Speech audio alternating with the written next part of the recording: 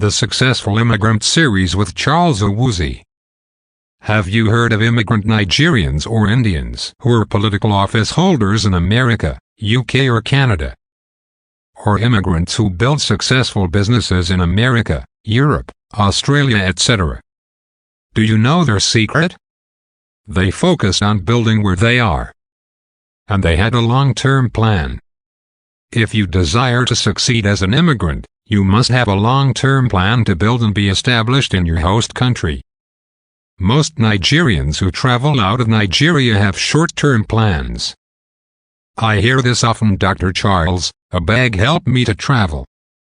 After 2 years, I will go back home and get married and pay you back. The statement above is the summation of the average Nigerian Japa mentality. Japa for short term. Go back home to marry. Pay debts incurred from traveling costs. This mentality is the foundation for failure as an immigrant. First, when you travel abroad, your first 2 years should be invested in education and training, not making big money. Any income this period should take care of basic needs: data, food, shelter, clothing and education. This is not the time to take up unnecessary responsibilities or family problems. If you don't take a break from responsibilities this period, you may never find your feet.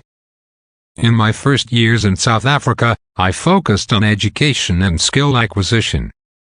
Some of my friends went into crime for quick money and I wasn't moved. They bought cars and rented apartments. I remained focused on studying. They started sending money home and doing big things at home. I remained focused on studying. Today, the time I spent studying and preparing for the future is paying off. And I am just getting started. Secondly, on going home to marry. Well, this is your personal choice, but remember, the best way to make an intelligent decision is to consider history.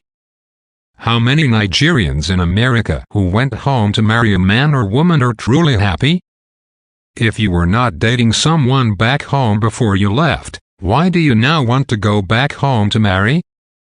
Are women or men scarce in your immediate environment, including your social media space? I don't have a problem if you fell in love with someone back home, but if you already have it in your mind to travel back home after going overseas to marry, it means your mindset is that you can't find a spouse overseas, and that's a wrong mindset. Be flexible with who you marry, be open-minded. Your first focus should be to marry who shares the same goals, passion and love with you, despite where they come from or who they are. The next thing to consider is if your marriage with that person will put more pressure on you or help you to grow, and also ask yourself if you have what it takes to help that person grow too. Marriage is the major trap for immigrants. If you get it right, you will be successful, but if you get it wrong, you will fail as an immigrant.